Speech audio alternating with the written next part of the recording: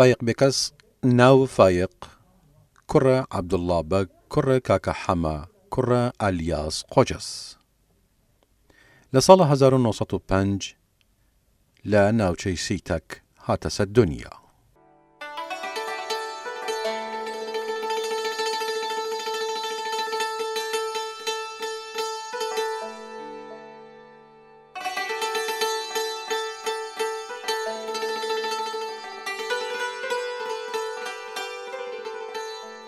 سیتەک نزیکەی 20 کیلۆمەتریک لە باکوور خۆرهەڵاتە سلێمانیەوە دوورە و سنتەرە شارباژێریش بووە لە وەختە خۆی.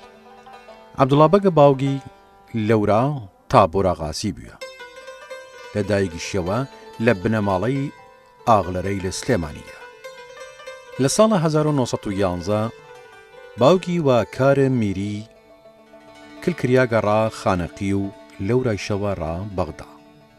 لە بەغدا کلکێگەشون ماڵ و مناڵەیل و بێگەیانە لای خۆی. دوای ساڵێک خۆی چێسەڕا تورکیە و ئەوان لە بەغدا هێشتە سەجێ. دی فایق باوگی نەیەسەوە. هەر لەو ماوەیشە حەمە سەعید برا گەورەی لە ئاوت دجلە خنکێک و لە شوون ئەوەیش دایگیشی کوچە ئاخرین کەیگ و فایق کەفیگە لای خاڵەوەی. ئەویش دوای چەند مانگێک مریگ و فایق و تاهر برا بچگی وەبی کەسی میننەوە.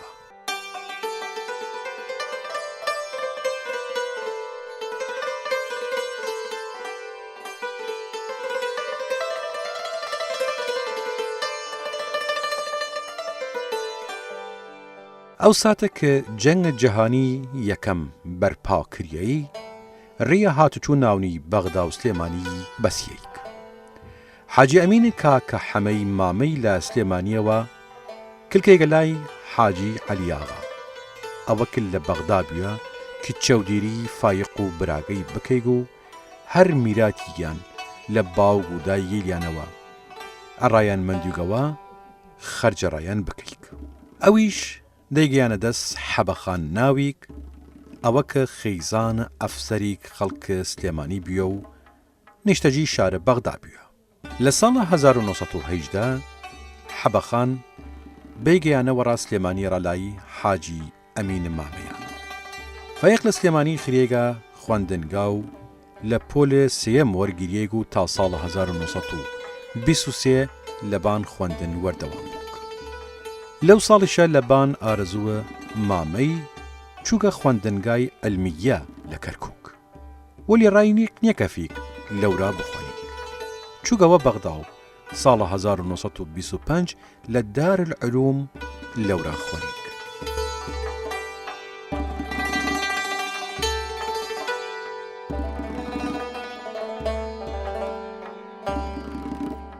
لەورایش لە وەردەم بژیبی و ژیان و گوزران لە ساڵە 1927 سەر لە نوگلە و خۆی گەڕا سلێمانی.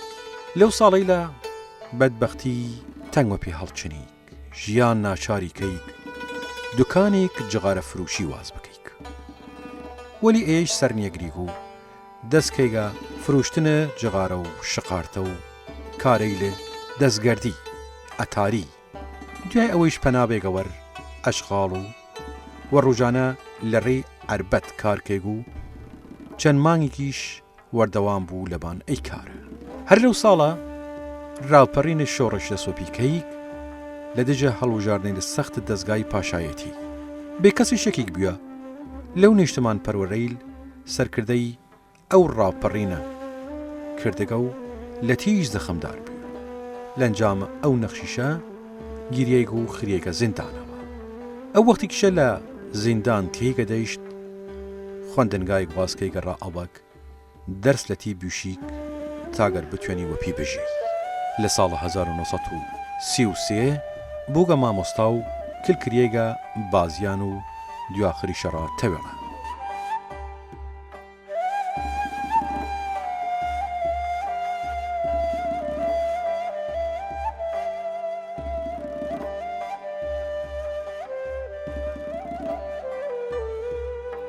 لە تاوسانە ساڵە 1935 وەلبڕێک لە مامۆستاییل لەوانەی شێکیان مامۆستا گۆران شاعر بەشداری لە کۆرسی کردگەل لە بەغدا کە ڕام مامۆستاییل ئامادەکریاس.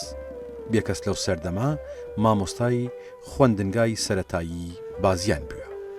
وەلی فایق بێکەس هەمیشە عاشق خاک و نیشتمان بووە. هەر بەو خاتریشە شعر ڕاوەتەندا ناگە کلەتی وشی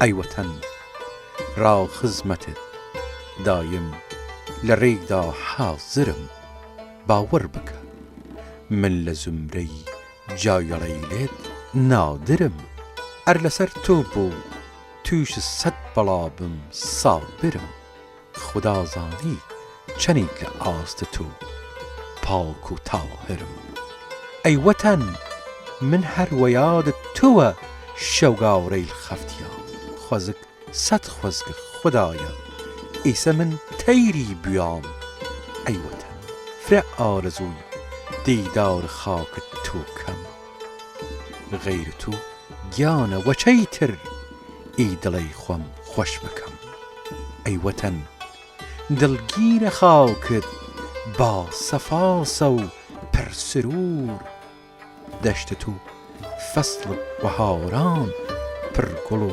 غلمان و حور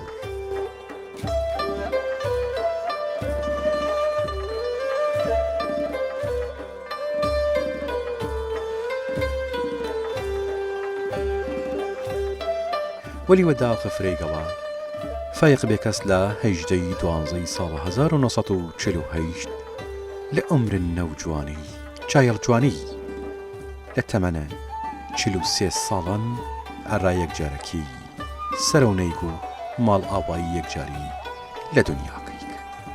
هەزاران هەزار سەڵام لە گیانە پاک فایق بێکەس و گشت شائرەیل و ڕۆشن هورەیل.